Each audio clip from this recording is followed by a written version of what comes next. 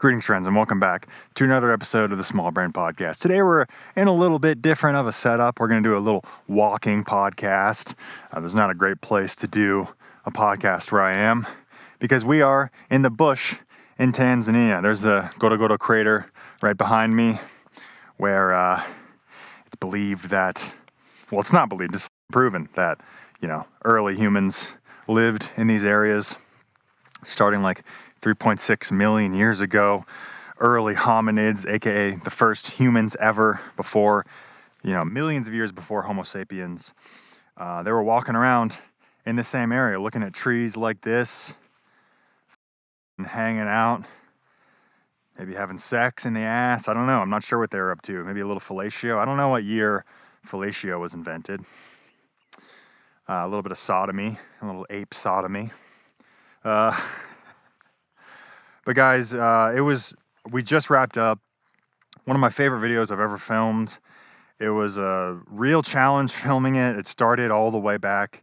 I flew from Philadelphia to Qatar, and that flight was about 13 hours, which is hard in and of itself, but I'm not going to complain about flying any more than I have to on here because you guys have already heard me complain a million times about flying, but that was tough. And then we landed, and that's where the real shit started to hit the fan. We got delayed by about what ended up being, I can't remember. I clocked it.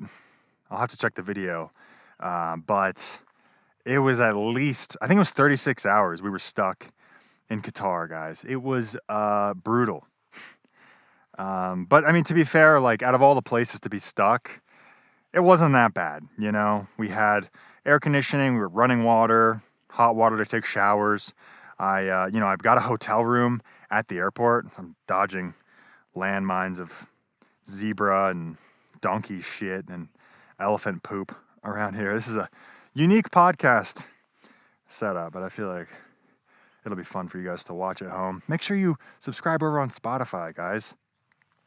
We post all the same stuff over there. The videos, you can lock your phone and, keep listening in the car. And then once you arrive at your destination, you can turn your screen back on and keep watching. It's awesome. So leave us a review over there.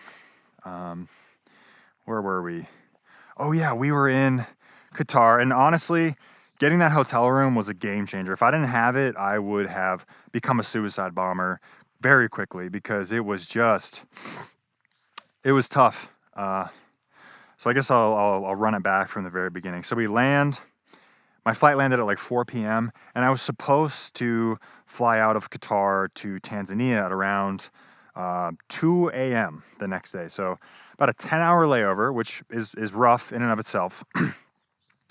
So I booked the hotel in advance knowing that I was going to be super jet lagged because I had taken a red-eye flight the night before anyways. So I think I got like 4 hours of sleep on the plane. We arrive in Qatar. I'm exhausted. I flop down in the hotel for honestly, what ended up being about 2 hours because I called my girlfriend and whatever. I'm editing videos. I'm wasting time. So I ended up sleeping about 2 hours. And honestly, as I venture into the bush deeper, I'm wondering if this is a bad idea. I'm wondering if there's going to be a fucking elephant charging me. It is dusk. I feel like that's when like hunting and stuff happens. But I am yapping loudly enough to where I feel like hopefully whatever animal hears me coming. Well, now I'm freaking myself out. But I arrive, I sleep for a couple hours, wake up, exhausted, grumpy, but I'm like, all right, at least we're getting on the flight and the travel day is going to be over, right? I think by this point I had been traveling for around 24 hours. So I, wake up, the airport hotel, which again, I know is like a real fucking privilege to have because if I didn't have that, like everybody else was just sleeping in chairs in the airport, sleeping on the ground, pulling like an Indian all-nighter, like just hanging out, sitting in a circle on the ground, playing cards, barefoot, So many Indian people in the Qatar airport. I don't understand what that's about. Yeah, these birds don't like that. They're very upset at the Indians. Yeah, a lot of Indian people, and most of the people in the airport were like really well behaved, and then you could really tell like when an Indian came because they would cut in line, they would shout, they would demand things from the flight attendant people. So I feel like being outside of India, you could really tell like their behavior was just so obviously way ruder than everyone else. And again, it's not racist because I don't think Pakistani people act the same way. It's just something going on there, but that's not why you're here. You're here to hear me bitch about the layover in Qatar. And I feel like I am getting a little too deep in the bush. So let's maybe speed walk this little part. So I wake up, dude, the fucking hotel, the airport hotel scheduled a wake up call for me at like 12:30 a.m., which was insane. And honestly, by that point, I had no idea like what time was anymore. Like I had switched time zones a couple times, and obviously, been in the air 13 hours, been asleep a couple hours. I had no fucking idea. Like you could have told me it was 45 o'clock, and I would have said bet. Do people still say bet? I don't know. Look at this tree, guys. Look at this lovely landscape. Are you guys watching on Spotify? Are you watching on YouTube? Wonderful, wonderful podcast studio. Wow, what a great host I am, showing you around this lovely nation. So I wake up around 12:30, go to the gate, exhausted, and I ask the Qatar airport is huge. And again, it's probably one of the best places I could have gotten stranded because it was full of amenities. Everything was open 24/7. Stuff never closed in Qatar. Like, I'm not joking. I asked the hotel concierge, like, oh, what time does, this restaurant close? Because I wanted, like, something healthy. I found something on Google Maps, and she's like, oh, it doesn't close. And I was like, oh, well, what about the electronics store? Because I need to buy, like, an adapter for Africa. And she's like, that doesn't close either. She's like, nothing closes. Nothing closes in the airport ever. Everything is open 24/7. Currency exchange, whatever you want. It's all open 24/7. Blew my fucking mind. So honestly, I'm bitching about it, but truthfully, one of the best places to get stranded in all reality. So anyways, I've been fucking meandering around. I've been pussyfooting around what I'm trying to say. So the airport's huge. So I start walking there, and it's like, dude, it's like half a mile to the gate. So I fucking am on the way, and I'm like, well, I need to ask like a gate agent or like some kind of airport representative about the flight before I walk this entire length of the way across the airport. And so I like asked the Qatar Airways lady, and she's very helpful, and she's like, oh yeah, it's been delayed. The first update you'll get is at 8 a.m. tomorrow. So she didn't say it's been canceled. She didn't say it's flying at 8 a.m. tomorrow. She didn't say we're taking off at 8 a.m. She said we will have an update at 8 a.m. Which was fucking brutal. Like, that's so rough to hear after you've been waiting 10 hours already. And again, if I hadn't had the airport hotel, I would have been fucked. Like, I feel so bad for all those people that were just like sitting in chairs upright, their backs just crumbling beneath them. Like, I just can't even imagine how uncomfortable that would be to experience. But luckily that wasn't me, but I was still grumpy, honestly. Like, I was like, God damn. So I have to wait another, 6 hours. So it's like I could have had a full night's rest at the hotel. And as I'm saying this, I realize I'm sounding like a rich asshole, but I could have had a full like 6 or 7 hours night's rest at the hotel. But instead I got woken up after like 2 hours, which again was my own fault. And then had to walk half a mile with all my shit, go back, and then sleep like another 2 hours. So it was just brutal, And I know like I have one of the best situations possible out of pretty much everybody that flew here that didn't stay at the hotel, but still, it was fucking rough. It was rough to hear. I was like, damn it. Okay. So went back to the hotel, and luckily they didn't charge me for another night because, the airport hotels are weird. Sometimes they'll charge you like by the hour or whatever, but this one was cool. I got to stay a little longer. I went to the gym, you know what I'm saying? Got in the hot tub. It was a very nice hotel. I'm not going to lie. Like, I was on my rich guy shit. It was super comfortable. And so what happened after that? Oh yeah, so at 8 a.m. I wake up, I go to the gate, And I made sure not to make the same mistake of walking all the way there to the gate. Oh wait, fuck, I forgot to mention that at 2 a.m. the night the flight was supposed to leave, I went all the way to the gate, and there was an Australian guy there, and he was like, "Oh yeah, mate, like the military's taken over again, mate. Yeah, like it happened again. It happened 5 years ago, and they rigged the election, mate. Yeah, they rigged all the ballot boxes, and the people are rioting in the streets, mate." And he said also, I'm gonna stop with the fucking fake Australian accent, but he also said that the government shut off all cell service in the country. So like, even if we landed safely at an airport that hypothetically existed at the time, it would be impossible for them to check us in, to get us through customs, to do the whole rigmarole of like getting us, documented as, tourists into the country. So fucking, so that was the explanation that I was told, is like, there's basically like civil unrest happening in the country. And, from my perspective, the only African country I've been to is Morocco, and I barely count that. That's not even black Africa. I'm talking about black Africa, like the Africa you see in the news, not fucking, Sahara Africa. I'm talking about sub-Sahara Africa, like Congo and shit. Like, that's what I thought happened in these countries. I thought Tanzania was supposed to be like the developed, clean, safe, friendly nation where the government wasn't, forcefully taken over. And I guess that's not the case. That was my first introduction to Tanzania, guys. It was pretty rough, pretty scary. And honestly, I hadn't booked anything. Like, most people come here to go on safaris and stuff, go in nature. And by this point, I hadn't booked anything. I hadn't booked a safari.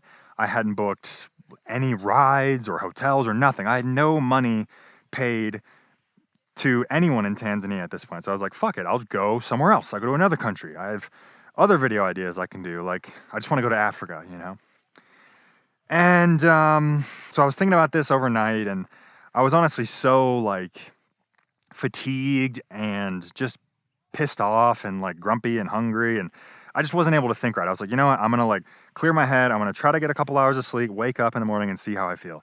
8 a.m. rolls around, and they're like, the flight is canceled.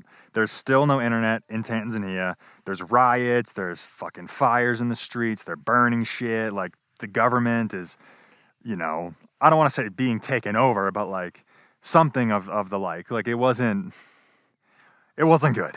It was still not good, basically, is my summation. And so, hold on a second. Let me make sure this bitch is recording. Oh, thank God. Still looking good. Oh, this is a lovely, oh my God, look at this, guys.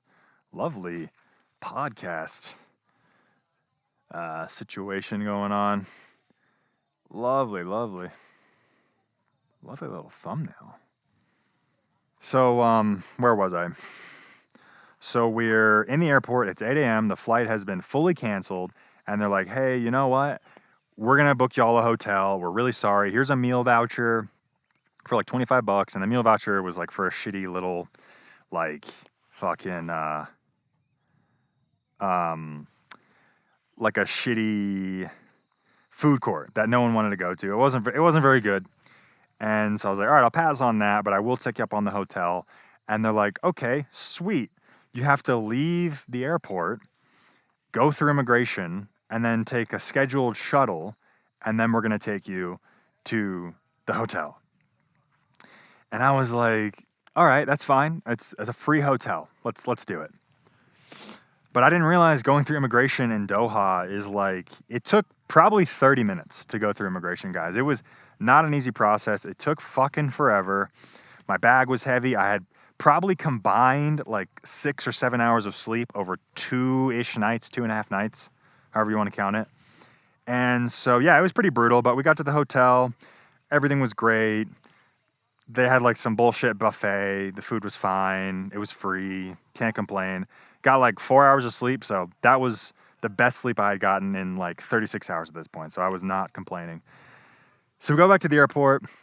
And again, I asked the gate agent, I'm like, hey, is it canceled? Like, is there internet in the country now? And she's like, oh yeah, no, it's totally fine. There's internet. Everything's totally fine. And then I asked another gate agent, because you don't want to just take one person's word for it.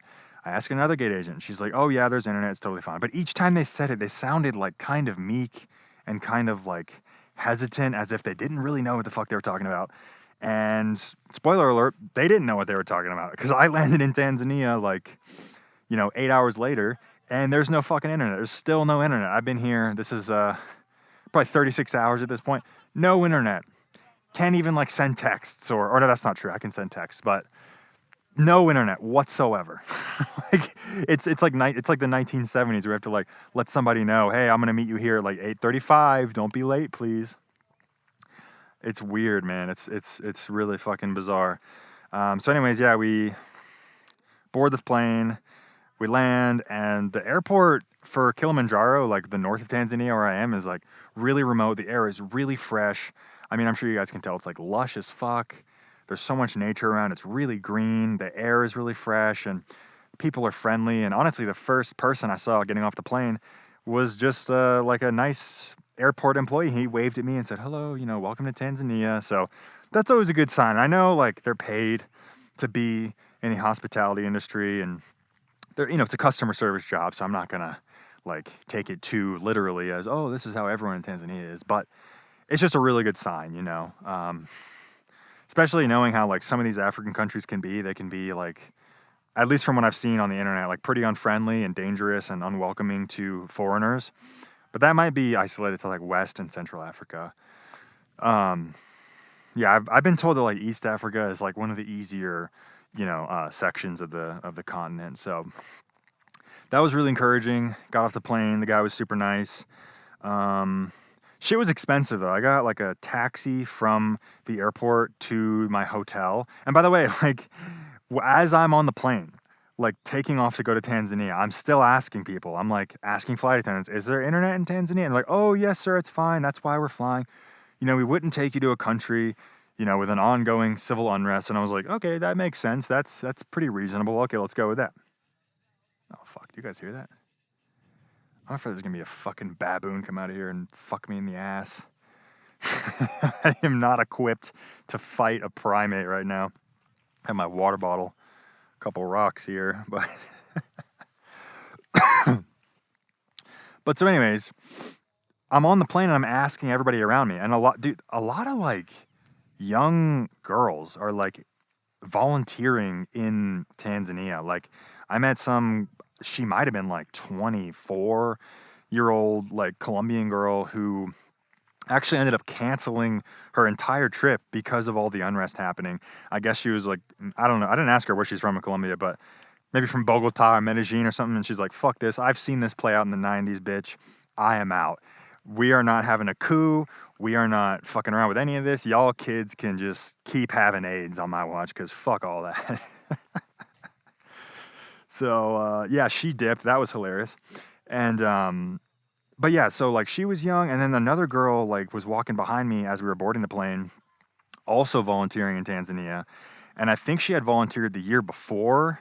And I guess Tanzania is like the white girl destination in Africa to like feel like you're really doing something, but you don't really have the balls to go to, Central African Republic or Cameroon or Equatorial Guinea. You don't want to go somewhere where your efforts would actually be, making a difference. Instead, they're like, no, I just want to go to Zanzibar and hang out on the beach and show my tits and sell my clit on OnlyFans and, make US dollars while I spend Zanzibarian whatever the fucks, It was giving that vibe. Like, it didn't seem like this is the most, edgy place to volunteer. I mean, you could go to fucking Cameroon where they invented AIDS, where the US government, was sent there to fuck a monkey and then, send AIDS across the world. Sorry, that was terrible. But that's the kind of vibe I was getting. And so anyways, this girl is like, definitively, she's like, there is no internet. They are still rioting, but I have a deadline. I have to get there by this date, whatever. So, and just the way she said it, there was no equivocation. There was no like, well, maybe it's this and maybe, oh, I saw this on the news. She was like, there is no internet. They did this last year. They did it the year before that. They do it every time there's an election or there's civil unrest. They just turn off the internet. So, and I was like, dude, send Elon Musk's bitch ass in here. Get some Starlink in this bitch, bro. Like, If anybody needs it, we do, you know? I'm an important YouTuber. I got an upload schedule to maintain. You know, once a month, that's hard to, you know, and then I can blame it on this Wi-Fi situation. It's not me. It's not my slovenly American ass, you know, indulging in real life things instead of working my ass off and uploading every week. No, it's the Wi-Fi, guys. It's not me. Okay. Can you guys still see me? It's getting kind of dark. Wow, this is very moody. This is a great, honestly, I'm treating you guys with this episode. So yeah, anyways, we land, there's no internet, and basically on the runway, I'm texting Sarah frantically, like, hey, I'm gonna stay at this place, this hotel, here's the phone number, I'm staying here for 3 days. It felt like I was checking in, like, with the authorities or something. You know how, like, before you go to a shithole country, you can check in with the State Department STEP program, where they, like, track you and make sure you're not, like, getting butt fucked in a cave in Afghanistan. And that's basically what I tried to do with Sarah. I was like, here's the phone number, here's the address, I'm staying here for a day, then I'm going to into the fucking savannah for 2 full days, coming back on this day, the next day I'm doing this. Like, I basically gave her the day by day. So she's like, and she was freaking out, she's like, so if you don't call by day 3, I'm calling the State Department, right? And I was like, okay, yeah, let's stick with that, and that's going to keep me on schedule like a motherfucker, because I don't want a fucking missing persons report filed. I don't want to be on fucking 2020. I don't want to end up like Tommy Sabbatical, you know, getting pinned up like a little fuck doll in a Russian prison, you know. I don't want that. Nobody wants that. That's not the outcome that anybody wants here. And so fucking... Anyways, yeah, so I'm like texting her frantically. I'm texting my mom. Oh, dude, my poor mom. I haven't gotten in touch with her this whole time. I haven't had internet. Like, I've called Sarah a couple times, like long distance. I think the phone towers still work, but something about the internet. I guess I just don't want people to like have a coup or stage an uprising or like communicate about, you know, fucking some kind of like coordinating attack against the government. I don't know. I'm not sure what they're thinking. But it's just a real pain in the ass. And I know it sounds all edgy and scary and stuff. And I guess it is, but boots on the ground here, it's just a fucking pain in the ass. Like, normally I'd be filming a YouTube video, like doing research about it, like as it's happening. But this one is like, nah, bro, this is all off the dome. Like, if you don't know the facts that you're telling people by the time the plane lands, like, it ain't gonna happen, you know? But luckily I've actually researched the fuck out of this video series. And I'm actually genuinely interested in it, and I hope you guys are too. Hope you're enjoying it if you just came over from the first installment. Let's see if you guys can still see me. It is getting a little dark. I'm going to turn on the night mode on this camera. Hold on. All right, let's see if that helps a little bit. But yeah, so the plane lands. Yeah, Tanzania is fucking expensive. I had to pay like $50 US for like an hour drive from the airport to my hotel. And... dude, the whole ride there, like, you know, usually this stuff is like, oh, it's not that bad. It's, you know, it's relegated to like bigger city, like, you know, the George Floyd protests, right? Like, if you weren't in downtown Minneapolis or like downtown Washington, D.C., or like, you know, any major city, like the center of the city, like, it was totally fine. If you're out here in the bush, or if you're in fucking, you know, like the boonies in Georgia or Kentucky or something, dude, not shit happening. Plus, they didn't even care about Black Lives Matter in Kentucky, so you're good. You know, you're going to be fine. And so I thought it was going to be basically like that. And so I was like, dude, it's fine. Everyone's freaking out. It's all good, whatever. And we land, bro. The drive from the airport to the hotel, the whole road. And again, this is a remote area. Like, it's looks like this. There's like mountains and like fucking bush and zebras and shit walking around. Dude, every probably like quarter mile, there was like fire in the road that had just been like smoldered out. Like, I legitimately think if we had landed the day that they wanted us to land, like the day our flight was scheduled, that there would have been ongoing riots, there would have been like a ton of civil unrest, there would have been literal like streets on fire. It was pretty jarring, man. We saw like an overturned oil tanker. They had set a fucking oil tanker on fire, bro. And, you know, me being like the soulless, you know, slut of a YouTuber, just selling my soul for clicks, I was like, please, can I step outside and take a photo? And he's like, bruh, you don't want to go out there. Like, it's literally like a war zone. I mean, can you imagine, like, And the oil tanker was like tipped on its side. There was like black shit all over the road. Dude, it probably exploded, right? Like, why wouldn't it explode? They're doing like literal domestic terrorism, bro. Like, so that was pretty jarring, man. Again, usually I'm like the kind of guy that's like, oh, it's totally fine. I'm sure it's nothing. I'm sure it's being exaggerated, whatever. And this instance, I was like, my guy, I don't know if this was a good idea. Like, I'm landing, I just landed off the plane, and I'm in my head, I'm like, why did I come here, bro? Like, there's so many other peaceful, beautiful African countries, and I am really not trying to make like the clickbait, look how dangerous of a place this is, look how, badass and hardcore I am, look how much of a fuck I don't give. I'm really not into that. I don't want to make content like that. I do not want to encourage people to do dangerous stuff. And truthfully, I don't even enjoy it that much. So, like, when we land the plane, I was like, fuck, dude. Am I going to have to make, like, a fucking danger porn video? And you know what? Like, I don't think it's turned into that. It's turned into something entirely differently. But, yeah, I was just scared. I was, like, scared once the plane landed. And honestly, not prepared.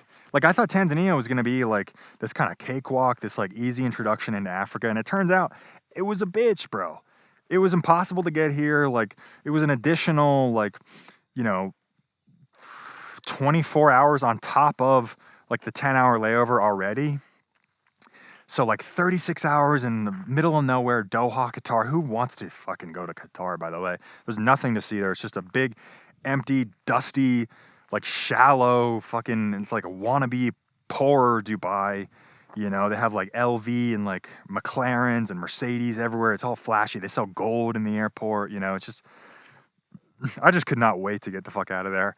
And, maybe if you're a Qatari person, maybe if you're a Qatari patron, maybe don't take this literally. Maybe I'll accept your dirty oil money no matter where you're from. But yeah, so we land. It's a little sketchy. We get to the hotel, and it's so funny because the hotel staff was like, hey, did you book with us? And I was like, yes. And they're like, did you pay already? And I was like, yes. And they're like, oh, because we don't have any records. Like, we can't access, the internet. So they basically just took my word for it, which was lit. That was pretty lit. I did pay for it. It was, a good hotel room, really nice gym, really nice breakfast, honestly solid experience there. And then, now to the best part, guys, and we're really losing light here, so I don't want to talk for too much longer. I do have a shower I desperately need to jump into, and some food that I desperately need to get into my body. And I also don't want to step in cow dung. I don't know how much y'all can see on the old camera. The old DJI is doing all right, fellas. It's doing all right. Okay. You can see some stuff. You can see some cow pies, some zebra pies. Little Debbie zebra pies. So yeah, we go out in the bush. I had to like negotiate for this tour because I really wanted to see something really specific. I wanted to see the Australopithecus footsteps, the first footsteps of any human ancestor found, or the oldest, or something like that. It like breaks some record. It was some huge archaeoanthropological achievement to like discover these. We started like from the great apes, like chimps and shit like that.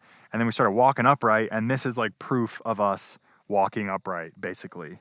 And about 4 million years ago, these footsteps were left right here in East Africa, just a few miles from where I'm standing right now. And the second I read about them, I had to go see them.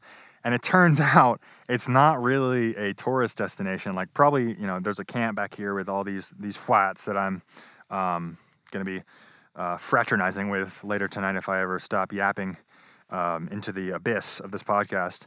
But have you also noticed how I've like walked, like, as the sun goes down, my radius gets smaller and smaller from where I'm walking, because I'm really afraid of stepping on like a poisonous dung beetle, or you always hear about like the lions coming out at night and shit to like poach retards. So I am a retard, so I am in that demographic. But yeah, long story short, like it basically, it was hard as hell to get to, man. It was not on the tourist track. Most people just want to see elephants and lions and giraffes and shit, and that's totally cool. But I just came here for like an incredibly specific reason. And turns out it was really hard to get to, man. Like we had to drive over like dried up riverbeds. At one point we like picked up a kid, like a what do they call a Maasai kid, like a native person that has lived here for millions of years, hunter-gatherer people.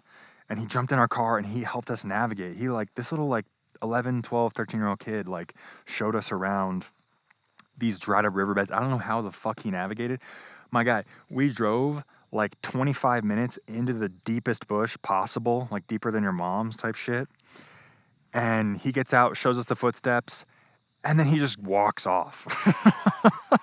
I think we maybe drove him back like a quarter of the way, but then he got out and was like, nah, here's good. And I was like, how do you, like, if you let me out of the car right now, I would be dead in like 37 minutes. But this little badass is like, nah, I'm Gucci. I'm gonna go, you know, fuck my bitch over here in this little hut. You know, this is where my bitch hangs out.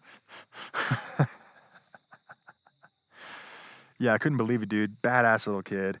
And it was just, honestly, like that was just such a testament to like how hard it was to get to these footsteps. And honestly, guys, when we got there, huge, you know, what did I say earlier? Fuck, I had the brain power earlier. What did I say? Archaeoanthropological finding. Like it's a huge discovery in, you know, human history. And we get there and there's nothing. Like they like had the footsteps, like they, I guess, made them into like a cement track, and then over the cement they put glass, and then over the glass they put rocks, and then over the rocks they put a whole ass building, and they locked the building. So you couldn't even get inside to see the goddamn footprints. But honestly, like it was just, I don't want to be like trite and fucking shallow, but like it really was about the journey to get there, and like just the fact that I was willing to, I feel like, put forth the effort, because this has been like a series that I have been planning and plotting and researching and asking locals and posting in Facebook groups and asking Reddit, talking long late night pillow talk with ChatGPT. And this is something I've been planning for a extremely long time, about a year now. And so it just feels really good to like get it out of my system, to like just fucking do it, you know, because it's, you know, whenever you have an idea, like if you're a creative person, if you're like write, or if you know, make music, like if you have an idea, like you gotta do it, you know, and if you don't, it like drives you insane. So the fact that I was able to like put forth the effort and the resources and, you know, spend 4 days of my life traveling to the African bush, getting delayed, and yeah, and honestly, it would not have been possible without you guys. This is like much more of an ambitious trip than I normally would do if I was just a regular backpacker. But the fact that I have people like crowdfunding, that I have, you know, Patreon and sponsors and stuff like that, really makes a difference and makes it like achievable. So I just want to thank you guys a lot for, you know, supporting the ride. And guys, we're just getting started. This is going to be a long ass series. We're tracking human migration. We just started the series. We're going to be going out of East Africa and into the rest of the world, the far reaches of the world. So I'm going to go eat some dinner. It was good talking with you guys. I hope you enjoyed. I'll see you in the next one. Bye-bye.